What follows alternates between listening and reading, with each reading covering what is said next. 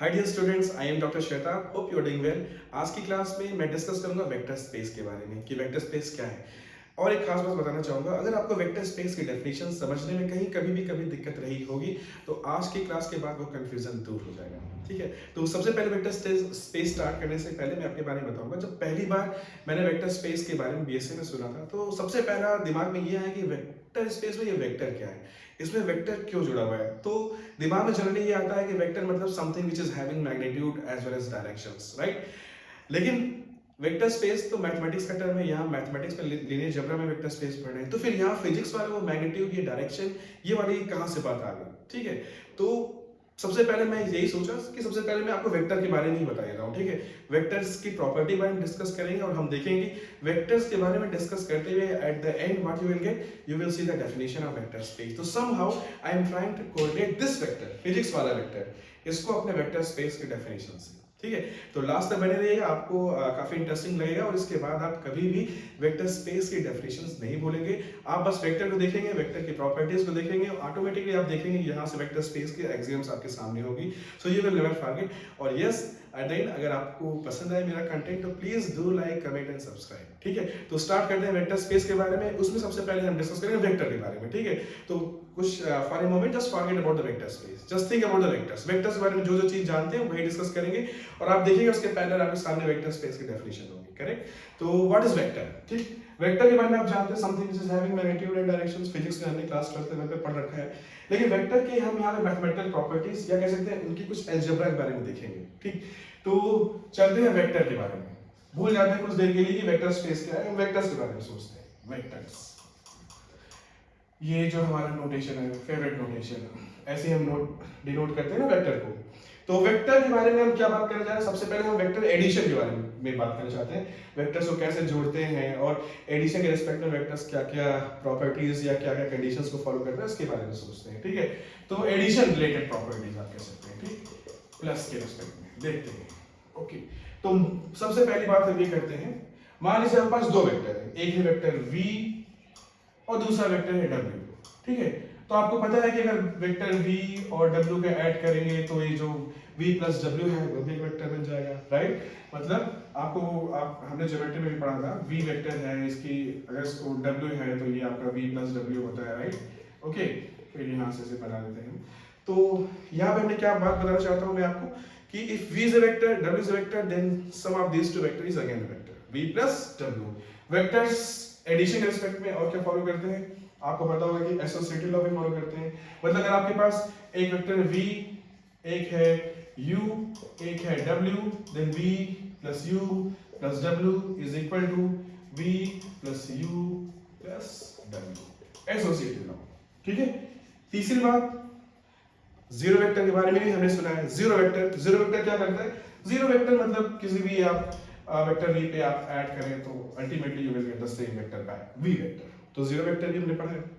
हमने ये भी पढ़ा है अगर आपके पास ये वेक्टर v वेक्टर है, ठीक है, तो माइनस v वेक्टर क्या होता है, just vector in the opposite direction. Minus v के बारे में हमने देखा है और ये कैसे ऑपरेट करता है, v vector plus minus v vector is what, again zero vector, like behaving like a inverse of that vector. Okay, ये भी हमने पढ़ा है कि वेक्टर एडिशन क्या है, कम्यूटेटिव लॉ को फॉलो करता है ना, मतलब v plus u is equal to u plus v। तो with respect to vector addition हमने क्या क्या देखा, एक तो ये देखा if you will add two vectors you will get the vector back, मतलब sum of two vector is again vector. Associative law देखा हमने, ठीक है, इसको एसोसिएटिव लॉ भी बोल सकते हैं, associative law of vector. Zero vector देखा हमने, ठीक है, कम्यूटेटिव लॉ देखा एडिशन के रिस्पेक्ट में। तो इसे देख के एक तरीके से हमें मतलब ऐसा फील आ रहा है कि अगर हम इसको मैथमेटिक्स के सेंस में देखें तो कुछ ऐसा सेंस आ रहा है कि अगर हमारे पास मतलब जी अगर हम ले लें, जी है जिसके ऑब्जेक्ट क्या है, वेक्टर्स, जो ये आपने फिजिक्स वाला इस टाइप के वेक्टर्स आपने देखा है, और इसमें हम कहते हैं ऑपरेशन ओ जो ले लें, एडिशन ऑफ वेक्टर्स ले लें, तो क्या लग रहा है आपको कि जी कॉमा ओ मतलब वैसे का vectors with their usual addition operation they forms commutative group. Commutative group क्यों कह रहा हूं मैं, क्योंकि यहाँ पे ऑपरेशन जो एडिशन ऑफ वेक्टर्स है ये कम्यूटेटिव है। ठीक, तो ये तो था विद रिस्पेक्ट टू एडिशन। मतलब set G is set of vectors. अभी हम फिजिक्स की बात कर रहे हैं, उसमें हमने ऑपरेशन एडिशन डिफाइन किया, तो हम देख रहे हैं क्या क्या प्रॉपर्टीज हुई कि एक तो ये हुआ v वेक्टर था, w वेक्टर था, इसको जोड़ा तो v plus w is again vector. कुछ कुछ आप समझ रहे होंगे इसका सेंस क्या है, ये जो क्लोज्ड ऑपरेशन है वो उसका सेंस आ रहा है कि नहीं, मतलब आपने v w लिया और उनको ऐड किया, फिर से आपको क्या कहते हैं जो मिला नया वो भी वेक्टर मिला, मतलब operation addition is something like close, ऐसे वाली फीलिंग आ रही होगी। दूसरी क्या है, operation addition of vectors therefore the associative law. फिर ये तो आपको जीरो वेक्टर मिल रहा है, ठीक है, अगर आप मैथ्स में जो ग्रुप में आपने पढ़ा होगा तो ये जो जीरो है ये आइडेंटिटी एलिमेंट वहां पे आपको अगर याद हो तो मैंने अपने प्रीवियस लेक्चर में भी डिस्कस किया था, तो this zero vector is behaving like an identity element, right. और ये जो आप v प्लस v है तो उसका करस्पॉन्डिंग माइनस v वेक्टर है, और सम करने पे आपको जीरो वेक्टर आ रहा है, तो ये माइनस v वेक्टर किस तरह से बिहेव कर रहा है, it's like a inverse of vector v, okay. और यहाँ पे आपने फाइनली देख लिया कि ऑपरेशन एडिशन ऑफ वेक्टर्स जो है ये कम्यूटेटिव लॉ को फॉलो करता है। तो इस तरीके से अगर हम एक स्ट्रक्चर देना चाहें, मतलब हमने जी अगर हम सेट ऑफ वेक्टर्स ले लें और उसमें हम ऑपरेशन एडिशन डिफाइन कर दें, तो ये आपको एक तरीके से ग्रुप का स्ट्रक्चर दे रहा है, कम्यूटेटिव ग्रुप का स्ट्रक्चर दे रहा है, ठीक। ये जो था विद रिस्पेक्ट टू एडिशन, ठीक। अब हम दूसरी बात करते हैं, वेक्टर्स के बारे में ही बात करते हैं, उसके पहले थोड़ा सा क्लियर कर लें। तो अभी तक हमने वेक्टर एडिशन देखा, अब हम क्या देखना चाहते हैं, scalar multiplication of vector, right. मतलब वेक्टर v है आपके सामने और आप उस पे किसी स्केलर से मल्टीप्लाई कर रहे हैं तो क्या होता है, जैसे हमारे पास वेक्टर v है और अल्फा कोई स्केलर है, तो अल्फा v क्या होगा, we know that if alpha is some scalar and v is vector, then alpha v को हम क्या बोल सकते हैं, scalar multiplication of vector v bye scalar alpha. तो अल्फा v भी वेक्टर होता है, right, isn't it vector? yeah, it's a vector। जैसे कि आप सिंपल उदाहरण तौर पे देख सकते हैं, जैसे मान लीजिए आपका अल्फा 2 है and this is v vector, तो 2 टाइम्स v क्या होता है, वो भी वेक्टर ही होता है, बस इसका मैग्नीट्यूड जो है डबल हो जाएगा, डायरेक्शन सेम रहेगा। तो मैथमेटिक्स के सेंस में हम ये कहेंगे if alpha is a scalar v is a vector, then scalar multiplication, this scalar multiplication means alpha v is again a vector. एक तो ये हम जानते हैं, और क्या स्केलर मल्टीप्लिकेशन के रिस्पेक्ट में हम जानते हैं कि अगर v वेक्टर है और स्केलर मल्टीप्लिकेशन आप स्केलर मल्टीप्लिकेशन के बारे में आप सोच रहे हैं, तो दूसरी ये प्रॉपर्टी आपने सुना होगा, डिस्ट्रीब्यूटिव प्रॉपर्टी। क्या, अगर मान लीजिए दो वेक्टर हैं आपके, से v है w है, okay, then alpha times v plus w is equal to alpha v plus alpha w, distributive law, scalar multiplication follow distributive laws, मतलब scalar multiplication is distributive over the vector addition। या हम ये भी कह सकते हैं कि alpha v plus beta and v is equal to alpha v plus beta, where alpha beta are the scalars and v w the other vectors। तो distributive law भी follow करता है scalar multiplication of vector। तीसरी associative law भी follow करते हैं, ये सब हमारी पहले की चीजें हैं, ठीक है। एसोसिएटिव लॉस, जैसे कि अगर दो स्केलर हम ले लें अल्फा बीटा और एक वेक्टर ले लें v, तो हम जानते हैं कि alpha beta v is equal to alpha beta v, bracket आप ऐसे लगाइए या ऐसे लगाइए, वैल्यूज आर सेम, ठीक है। चौथी property, one dot some vector v is equal to v vector, जानते हैं यहां वन को मल्टीप्लिकेटिव आइडेंटिटी भी कह सकते हैं। तो अभी तक हमने वेक्टर्स के बारे में डिस्कस किया, ओके। तो लेट्स समराइज दिस थिंग, हम इसे समराइज करेंगे और हम देखेंगे कि ऑटोमेटिकली हमारे पास वेक्टर स्पेस की डेफिनेशन आ जाएगी। देखिए कैसे, अभी तक हमने वेक्टर्स के बारे में डिस्कस किया था। मान लेते हैं कि हम एक सेट v लेते हैं और जो v है वो सेट ऑफ वेक्टर्स है, मान लीजिए सपोज कर लेते हैं set of vectors. Set of vectors जो मैंने अभी डिस्कस किया उसमें हमने दो ऑपरेशंस के बारे में डिस्कस किया, एक तो वेक्टर एडिशन का और दूसरा scalar multiplication of vector, right. तो मतलब हमने v सेट में कह सकते हैं दो ऑपरेशंस के बारे में डिस्कस किया हमने, एक तो प्लस एडिशन ऑफ वेक्टर और दूसरा स्केलर मल्टीप्लिकेशन, राइट, मतलब multiplication of vector by scalar. तो हमारे पास जो स्ट्रक्चर निकल के आ रहा है वो क्या निकल के आ रहा है, वो आ रहा है v plus and star, right, vector और दो ऑपरेशंस, एक तो एडिशन ऑफ वेक्टर, दूसरा स्केलर मल्टीप्लिकेशन ऑफ वेक्टर। और साथ ही साथ हमने क्या देखा, हमने वेक्टर्स की जो प्रॉपर्टीज देखी, जो हमने अभी डिस्कस किया उसके बारे में हम एक्सप्लेन करते हैं और देखते हैं कैसे वेक्टर स्पेस की डेफिनेशन यहां से आती है, ठीक है। तो एक सेकंड से मिटा देते हैं। हमने क्या देखा कि elements of v are vectors. तो सबसे पहली चीज हमने देखा क्या कि with respect to v plus with respect to addition vectors क्या क्या सेटिस्फाई करते हैं। एक तो पहली प्रॉपर्टी ये थी कि अगर दो वेक्टर v W हम जो कि V के एलिमेंट है, अगर इन्हें हम लेते हैं और इनको ऐड करते हैं, V प्लस W करते हैं, तो ये भी V में बिलोंग करता है। क्यों? क्योंकि addition of two vector is again a vector and V is the set of vectors, set of all the vectors. तो इस प्रॉपर्टी को हम मैथमेटिक्स के सेंस में, ग्रुप थ्योरी में हमने ऑलरेडी ग्रुप की डेफिनेशन में डिस्कस भी किया था। इस प्रॉपर्टी को हम कह सकते हैं कि operation addition is closed in V, right? इसको हम कह सकते हैं closure property, closure with respect to addition. Secondly हमने वेक्टर्स में क्या देखा? Associative laws, right? If we have three vectors V, U and W, then we have seen that V plus U plus W is equal to V plus U plus W, where brackets can be arranged like that. तीसरी चीज हमने क्या देखा? हमने देखा zero vectors, ठीक है? Zero vector, इसे तो हम लिख देते हैं फिर से, एसोसिएटिव लॉ। जीरो वेक्टर देखा, हमने देखा कि एक जीरो वेक्टर हमारे पास मिलता है कि 0 plus v equal to v vector, right? तो हम ग्रुप के सेक्शन या मैथमेटिक्स के सेंस में अगर इसे देखें तो हम ऐसे एलिमेंट को हम आइडेंटिटी एलिमेंट का नाम दे सकते हैं, आइडेंटिटी।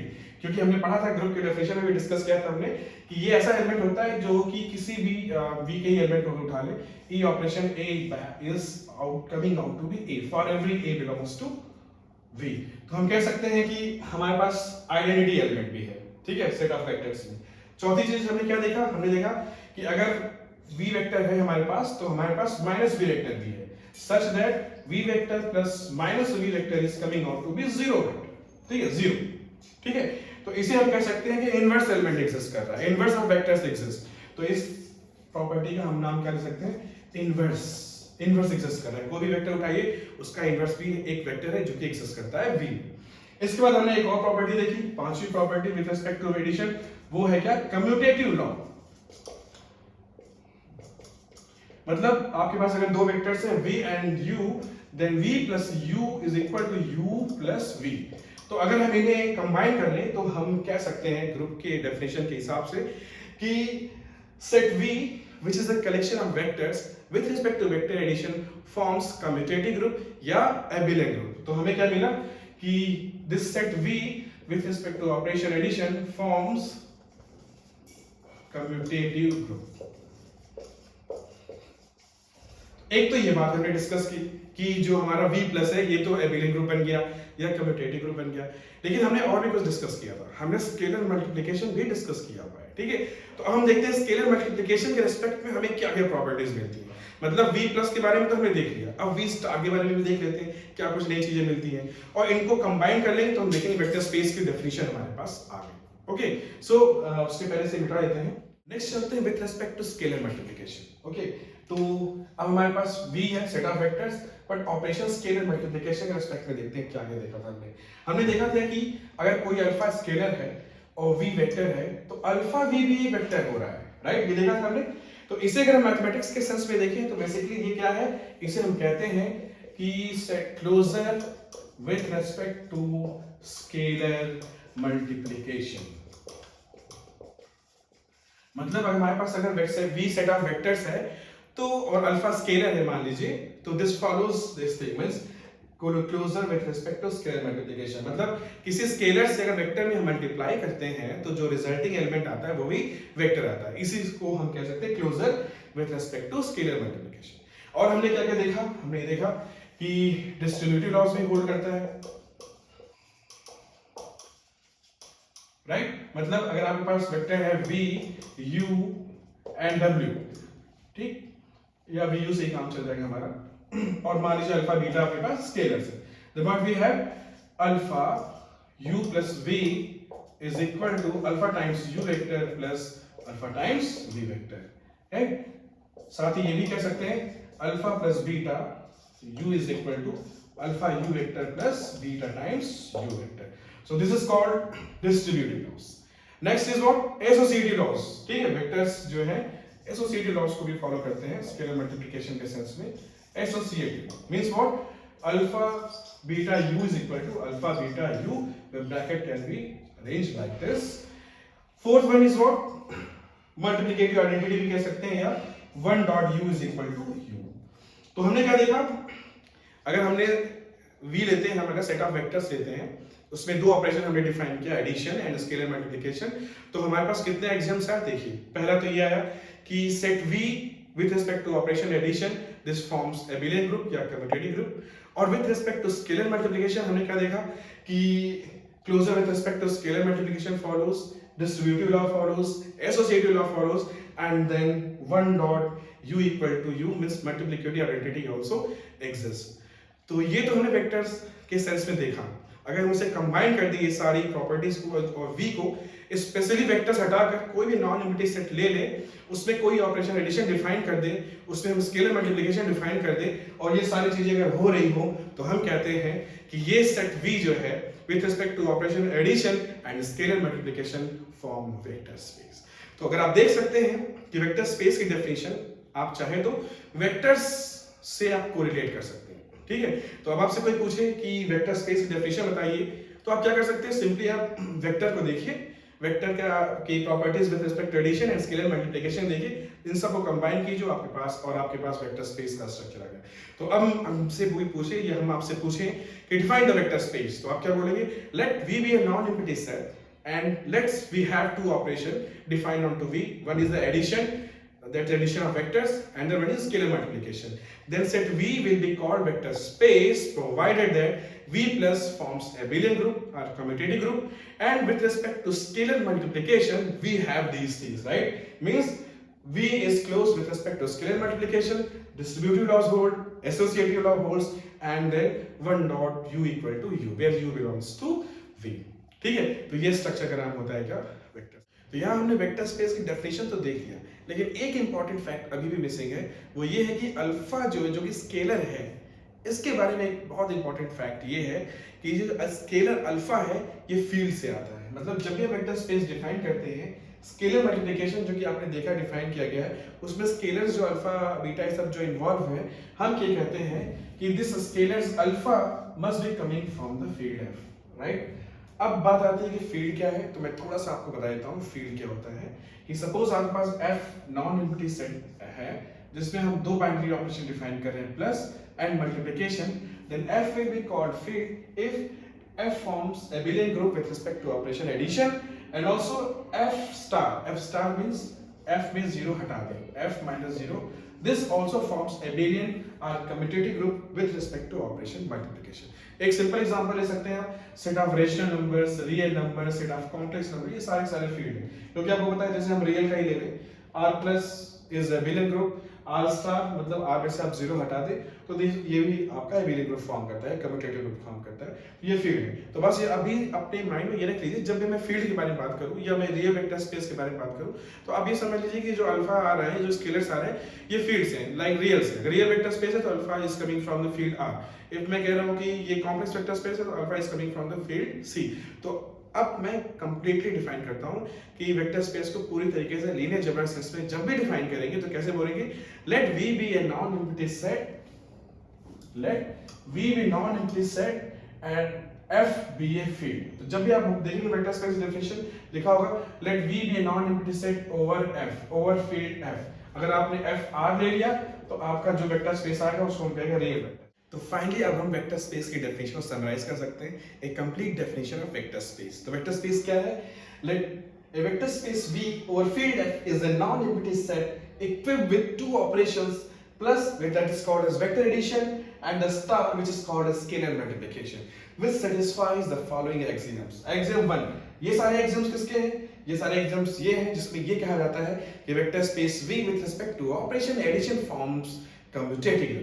तो उसके लिए क्या क्या चीजें होल्ड करनी चाहिए, पहला closure under vector addition means VW belongs to V implies V plus W belongs to V means V की कोई भी दो आर्बिट्रेरी एलिमेंट उठाइए VW, उनको ऐड कीजिए तो जो नया एलिमेंट आएगा वो भी V में बिलोंग करेगा। इस ऑपरेशन को, इस प्रॉपर्टी को क्लोजर प्रॉपर्टी भी कहते हैं या बाइनरी ऑपरेशन भी कहते हैं। इससे रिलेटेड कोई भी इंफॉर्मेशन चाहिए, मैंने डिटेल डिस्कशन किया है अपने पहले वाले प्लेलिस्ट में जिसमें इसकी हेडिंग है understanding binary operation. Second one is associative of addition means u plus v plus w, where v plus w bracket लगा हुआ है is equal to u plus v plus w bracket is here। Then the third one is existence of zero vector means there exists e belongs to v such that e plus v equal to v plus e for all the v belongs to v। this such element is called then identity as zero vector. Existence of additive inverse means there is a vector minus v belongs to v such that minus v plus v equal to minus v plus v plus minus v equal to identity. That is written here is here it is written E. Means कोई भी आप v उठाइए, कोई भी v element लीजिए v का, उसका additive inverse minus v मिलेगा such that this holds, right? And the last one is commutativity means u plus v equal to v plus u for all the elements of u v belongs to v. तो ये सारी property vector space v को follow करना है with respect to operation addition, right? अब second one आता है with respect to operation scalar multiplication v क्या क्या चीजें फॉलो करता है, तो उसे देखते हैं, इसे मिटाना पड़ेगा पहले, ओके?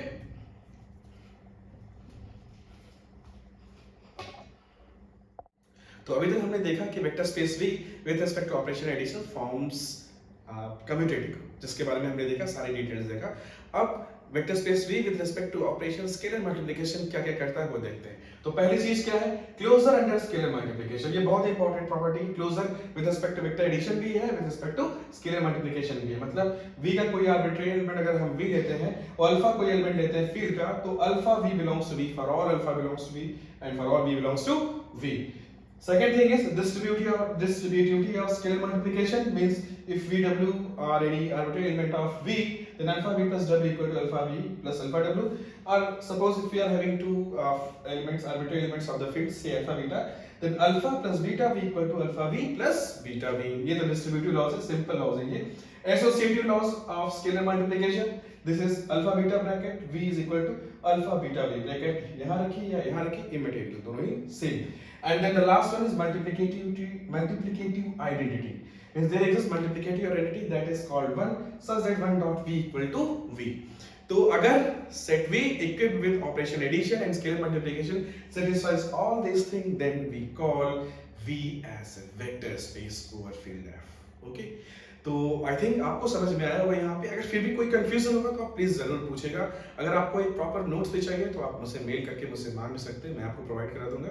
तो यहाँ तक था वेक्टर स्पेस के डेफिनेशंस के बारे में, जिसे हमने वेक्टर से जो फिजिक्स में हमने पढ़ा था उससे कोरिलेट करके बनाया। आपने देखा कि ये सारी चीजें हमने वेक्टर्स में देखी है, तो उसी को हमने यहाँ वेक्टर स्पेस में उतारा, कह सकते हैं उसको हमने जनरलाइज कर दिया। अब हमारा सेट V कोई वेक्टर्स का सेट जरूरी नहीं है। V हो सकता है सेट ऑफ कंटीन्यूअस फंक्शंस का हो सकता है, V हो सकता है सेट ऑफ पॉलिनोमियल्स का हो सकता है, V set of real number भी हो सकता है।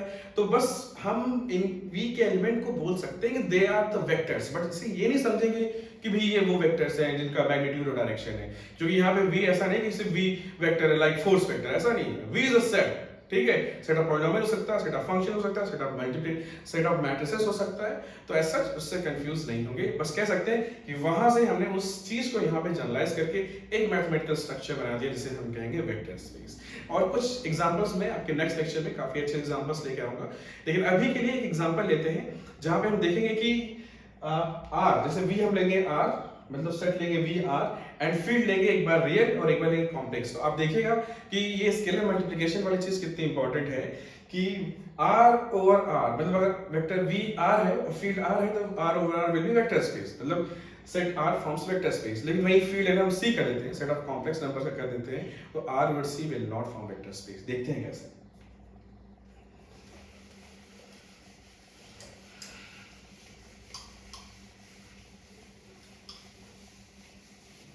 तो R और R vector space, it's not a big deal, लेकिन पहले ये देखते हैं कि R over C will not form, ये आपको और भी कॉन्सेप्ट क्लियर करने में मदद करेगा। Will not form vector space means यहाँ पे आपका V जो है वो R है, F जो है फील्ड वो है आपका C कॉम्प्लेक्स नंबर, और प्लस और स्टार जो है जो आपको यूजर ऑपरेशन पता है, ठीक है? जो हम पढ़ते चले हैं उसको यूजर स्टैंडर्ड ऑपरेशन कहते हैं, जैसे R के एलिमेंट को कैसे ऑपरेट करते हैं लग से, ठीक है? कोई स्पेशल ऑपरेशन हमने नहीं डिफाइन किया, यूजर ऑपरेशन। तो आप देखेंगे कि ये R over C is not a vector space. तो हमने आपको बताया था कि R अगर लेते हैं, ठीक है, R अगर हम लेते हैं सिर्फ V इक्वल टू R लीजिए और with respect to operation addition देखिए तो कोई दिक्कत नहीं है, ठीक है? R जो है वो फॉर्म करेगा, आराम से ग्रुप फॉर्म कर देता है with respect to operation addition, सारी प्रॉपर्टीज होल्ड करती है। लेकिन स्केलर मल्टीप्लिकेशन में जो स्केलर है वो बाहर से आ रहा है। कहां से आ रहा है? बाहर से आ रहा है, क्योंकि जो फील्ड है ये तो कोई भी फील्ड हो सकता है, ठीक है? यहाँ पे देखिए C है जो कि ऑफ कोर्स R C का सबसेट है, तो पॉसिबिलिटी क्या होनी पता है आपको? मान लीजिए आप कोई आर का एक एलिमेंट उठा लीजिए, से हम ले लेते हैं वी का एक एलिमेंट से 2 ले लेते हैं, 2 बिलोंग्स टू आर, जो कि आपका वेक्टर स्पेस वी का एलिमेंट है, ठीक है। अल्फा ले लीजिए भाई, अल्फा बिलोंग्स टू फील्ड, तो आप फील्ड इक्वल टू सी, तो आप ले लीजिए अल्फा इक्वल टू आई, ठीक है। अब आपने पढ़ा है कि अगर V को वेक्टर स्पेस फॉर्म करना है, R को फील्ड C पे वेक्टर स्पेस फॉर्म करना है, तो क्लोजर जो है, closure with respect to scalar multiplication, ये जो प्रॉपर्टी है ये होल्ड करनी चाहिए, लेकिन यहाँ पे होल्ड नहीं करेगी, क्योंकि जैसे ही अल्फा V इक्वल टू आप करोगे alpha times 2 equal to i times 2 equal to 2i, तो this does not belongs to V equal to R। तो यहाँ पे closure with respect to scalar multiplication hold नहीं कर रहा है, तो इसका मतलब R over C will not form vector space. तो आप समझ सकते हैं आप कि अगर फील्ड C जो है, एक तरीके से दूसरे लैंग्वेज देखते हैं, इंट्यूटिवली लैंग्वेज देखते हैं कि V तो था हमारा R, फील्ड था C, अब C जो है R से बड़ा हो गया, तो अगर जब भी देखिएगा कि ये जो आपका जो फील्ड जो है अगर ये इससे बड़ा हो गया, मतलब R इसमें कंटेंट हो गया, तो आप समझ सकते हैं कि आपकी ये सिचुएशन बन जाएगी कि आप हमेशा एक अल्फा निकाल पाएंगे, ठीक है, जो कि क्या कहते हैं, ऐसा हो जाएगा कि ये कंडीशन हो जाएगी। जैसे मान लीजिए अगर आपने क्या कहते हैं v इक्वल टू ये ले लिया, मान लीजिए v equal to set of rational number ले लिया, अब आप ले लीजिए फील्ड ले लीजिए रियल कर लीजिए, ठीक है। फिर आपको पता है कि r q से बड़ा है, q r में कंटेंट है, ठीक है। फिर यहाँ पे आप स्केलर मल्टीप्लिकेशन डजंट होल्ड वाली कंडीशन बना सकते हैं। पूछिए कैसे? आप ले लीजिए एक अल्फा ले लीजिए, alpha equal to 2 belongs to q, ठीक है। अब r तो सेट ऑफ रेशनल इरेशनल दोनों का सेट है, आप फील्ड आप एक एलिमेंट उठा लीजिए, जैसे ये √2 उठा लीजिए, this belongs to field equal to r, है ना, √2 तो है ही, r में तो है ही, r आपका फील्ड है।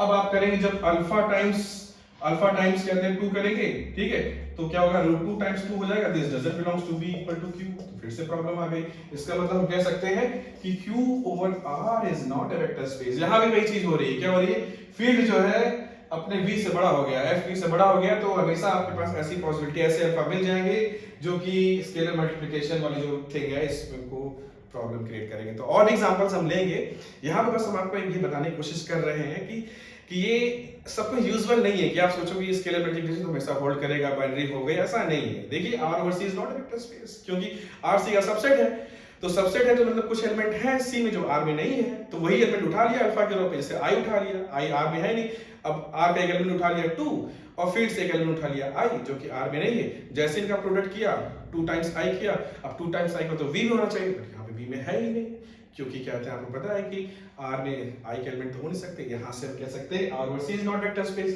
इस तरह हम कह सकते हैं Q over R is not vector space, क्योंकि Q तो सिर्फ है set of rational numbers, R में तो रेशनल इरेशनल सब है। अब फिर हम R में से ऐसा एलिमेंट उठा लो, ऐसा स्केलर उठा लो, कहते हैं अल्फा से हमने √2 ले लिया, ठीक है। फिर आप देखें कि अल्फा v वाली चीज जो है यहाँ पे होल्ड नहीं कर रही है। तो closure with respect to scalar multiplication के बारे में ये बहुत इंपॉर्टेंट बात थी। होप कि आपको समझ में आया हो। कोई दिक्कत हो तो प्लीज पूछेगा, and if you like the content please do like, comment and share. और भी कोई इन्फॉर्मेशन हो, कोई भी और जानकारी होगी तो आप प्लीज जरूर पूछेगा। मेरी मेल आईडी मेरे प्रोफाइल पे दी गई हुई है। And thank you so much for the watching, thank you so much, keep watching, thank you.